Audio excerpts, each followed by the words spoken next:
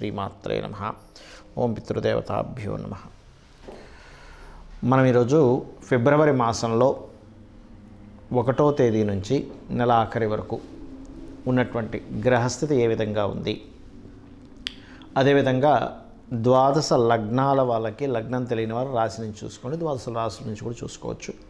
వీరికి ఏ విషయాల్లో బాగుంది, ఏ విషయాల పట్ల జాగ్రత్త వహించాలి, మరియు అదేవిధంగా మీరు చేయవలసిన దేవతా ఆరాధన ఏమిటి అనేటువంటి విషయాలు మనం ఒక్కొక్క రాశి లేదా ఒక్కొక్క లగ్న పరంగా మనం ఇప్పుడు తెలుసుకుందాం. తులాలగ్నము, తులారాశి. తులవారి కనుక చూసుకున్నట్లయితే ప్రధానంగా ఇక్కడ రాశినాథుడు ఎవరైతే శుక్రుడు ఉన్నాడో, శుక్రగ్రహం 3వ స్థానంలో కుజుడితో కలిసినందుకు తెలియని ఒక పరిచయం, కొత్త వాళ్ళ పరిచయం, స్త్రీలకు పురుషులకి స్త్రీలు, పర్టికులర్గా ఈ 6వ తేదీ నుంచి 12వ తేదీ మధ్యలో ఈ కాంబినేషన్ అనేటువంటిది ఏర్పడుతుంది. అయితే కొన్ని ఈ పరిచయాలతో పాటు కొంతవరకు ఘర్షణ వాతావరణం కూడా ఇస్తుంది ఇది. అదేవిధంగా ఫైనాన్షియల్గా చూసుకుంటే కొన్ని ఇన్సూరెన్సెస్ మూలంగా, మరియు అదేవిధంగా ఏదైనా అగ్రిమెంట్స్ మూలంగా లేదా భూమి సంబంధంగా ధనయోగం అనేటువంటిది స్పష్టంగా గోచరిస్తుంది. అలాగే ఇక్కడ దీంతోపాటు ఈ దశమ స్థానం ఏదైతే ఉందో ప్రస్తుతం చాలా బలంగా ఉంది. అంటే ఉద్యోగ స్థానము, ఉద్యోగంలో కొత్తగా జాయిన్ అవ్వడానికి, కొత్త ఉద్యోగాలు వెతుక్కోవడానికి, ఉన్న ఉద్యోగంలో కొన్ని మార్పులు చేర్పులు ఉన్నప్పటికీ కూడా అనుకూలత యోగం అనేటువంటిది ఏర్పడుతుంది. అందులో ఎటువంటి సందేహం లేదు. కాకపోతే మీరు ఏదైనా ఇన్వెస్ట్మెంట్స్ చేసేటప్పుడు మాత్రం కాస్త చూసి ఇన్వెస్ట్మెంట్స్ చేయండి. 12వ స్థానంలో ఉన్నటువంటి కేతువు ఇన్వెస్ట్మెంట్స్ విషయంలో మరియు తండ్రి గారి ఆస్తికి సంబంధించినటువంటి అంశాల్లో కాస్త జాగ్రత్తగా ఉండాలి అనేటువంటిది సూచిస్తుంది. కాకపోతే ఉద్యోగంలో మొదటి 2 రోజులు అంటే 1-2 తారీఖులు మాత్రం ఫిబ్రవరిలో కొంత జాగ్రత్తగా ఉండాలి. దశమాధిపతి అయినటువంటి చంద్రుడు కేతు సంబంధం కలిగి ఉంటున్నాడు ఆ రోజుల్లో. కాబట్టి ఈ యొక్క అంశాల్లో చాలా చాలా కేర్గా ఉండండి. అలాగే మనకి 4వ స్థానంలో 2 పాపగ్రహాలు వచ్చి కనెక్ట్ అవ్వడం అనేటువంటిది ఈ పర్టికులర్గా ఈ నెలలో మీరు ఏదైనా ఒక ప్రాపర్టీ తీసుకునేటప్పుడు 1కి 4 సార్లు అదైనా గవర్నమెంట్ అండర్లో ఉన్నటువంటి ప్రాపర్టీ తెలియకుండా ఏమైనా తీసుకుంటున్నామా, లిటిగేషన్స్ ఏమైనా ఉన్నాయా, గవర్నమెంట్ ఆంక్షలు ఏమైనా ఉన్నాయా, కొంతమంది చూడండి 111 జీవోలో ఉంటాయి, కొన్ని తెలియక అమ్మేస్తారు. అంటే అందులో కొన్ని రిస్ట్రిక్షన్స్ ఉంటాయి. ఇంత పర్సెంటే మనం ఇల్లు కట్టుకోవాలి, మిగిలినంత గ్రీనరీ ఉంచాలి, ఇలాంటివి తెలియక నాకు చాలామంది తెలియని వాళ్ళు కొనేసుకున్నారు. ఏమంటే మొత్తం ఇల్లు కట్టేసుకోవచ్చండి, అది తక్కువకి వస్తుందని. తీరా చూస్తే అక్కడ మీరు గమనించినట్లయితే అక్కడ కన్స్ట్రక్షన్ ఏరియా తక్కువ, అండ్ ఇది ఏదైతే ఉందో ఈ ఏరియా ఎక్కువ, గ్రీనరీ ఏరియా ఎక్కువ. తెలియక మొత్తం కన్స్ట్రక్షన్ చేయొచ్చేమని కొనుక్కొని తీరా తర్వాత పర్మిషన్స్ రాక ఇబ్బంది పడినటువంటి విషయాలని చాలా మటుకు చూశాను. కాబట్టి ఈ యొక్క అంశాల్లో కొంత జాగ్రత్తగా ఉండాలి. అదేవిధంగా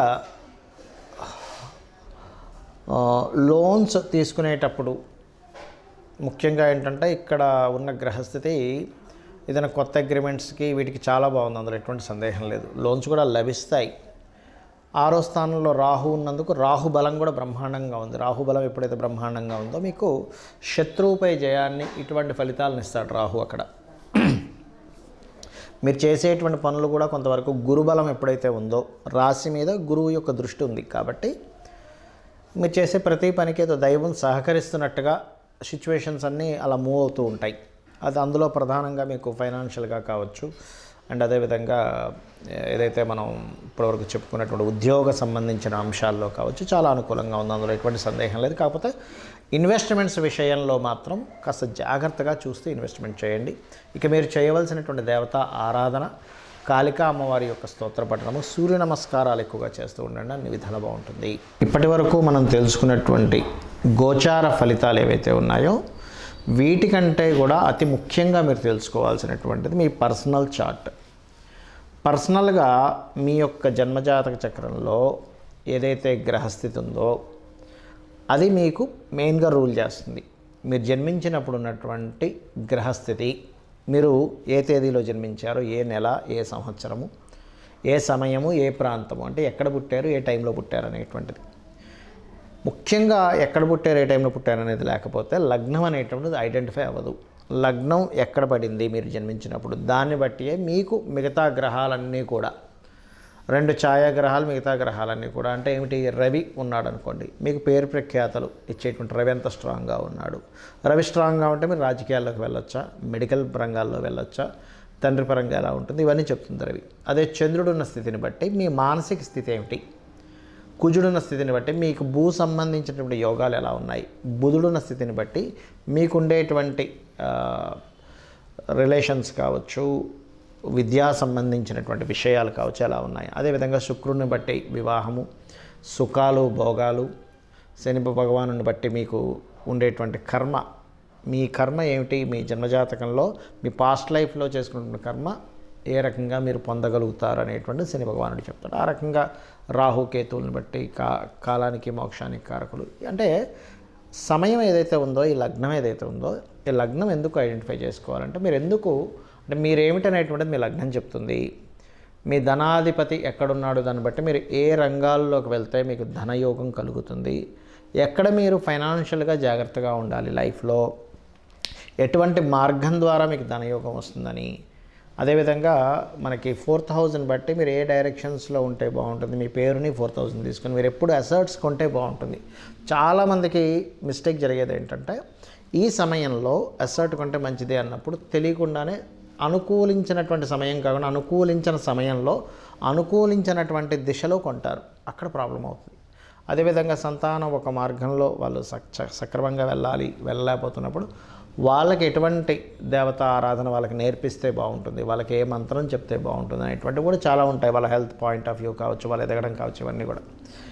అదేవిధంగా ఇన్వెస్ట్మెంట్స్ కావచ్చు, అబ్రాడ్కి వెళ్ళేటువంటి యోగం కావచ్చు, ఇవన్నీ మీ పర్సనల్ చార్ట్లోనే ఉంటాయి, గుర్తుపెట్టుకోండి. అయితే మీకు సందేహం కలగవచ్చు ఇక్కడ, ఇవన్నీ నా పర్సనల్ చార్ట్లోనే ఉంటే మనం ఎందుకు ఈ గోచార ఫలితాలు చెప్పుకుంటున్నాము అనేటువంటిది. ఇక్కడ ఒక విషయం గుర్తుపెట్టుకోండి, మనము ఒక ప్లానింగ్ అనుకుంటాం, మనం ఒక ప్లాన్ చేసుకుంటాము, మన ప్రయత్నం మనం చేస్తాము, కానీ బయట ఉండేటువంటి పరిస్థితులు అంటే ఏమిటి, ట్రాఫిక్కే కావచ్చు, బిజినెస్ సంబంధంగా మార్కెటే కావచ్చు, వాతావరణమే కావచ్చు, ఇవి అనుకూలించలేదనుకోండి. మనం ఒక ప్రయాణం చేస్తున్నాం, ట్రాఫిక్ బాగా జామ్ ఉంది, గంటలో వెళ్ళాల్సింది 2 గంటలు పట్టచ్చు, 3 గంటలు పట్టచ్చు. ఏమిటంటే మీ ప్రయత్న లోపం ఎక్కడా లేదు, కానీ బయట ఉండేటువంటి పరిస్థితులు వల్ల మీకు లేట్ అయింది. అలాగే గోచార గ్రహాలు కూడా ఎక్కడెక్కడ ఏ గ్రహం ఉంది ఇప్పుడు ప్రజెంట్ ఉన్న కండిషన్లో, అది మీకు మీరు చేస్తున్నటువంటి దానికి ఏ రకంగా అది అబ్స్ట్రకిల్ చేస్తుందా లేకపోతే అది సపోర్ట్ చేస్తుందా, ఇదే గోచార ఫలితాలంటే.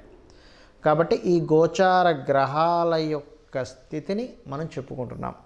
సో మీరు మీ జన్మజాతక ఫలితాలని, మీ గోచార గ్రహాల స్థితిని తెలుసుకొని మీరు పరిపూర్ణమైనటువంటి విజయాన్ని పొందాలని, అదేవిధంగా మీరు పితృదేవత అనుగ్రహం కూడా ఇప్పుడున్న గ్రహస్థితిలో ముఖ్యంగా మీనరాశిలో రాహు సంచారం జరుగుతున్నందుకు తారుమారు అవుతుంటాయని అంచనాలు కానీ అవన్నీ కూడా.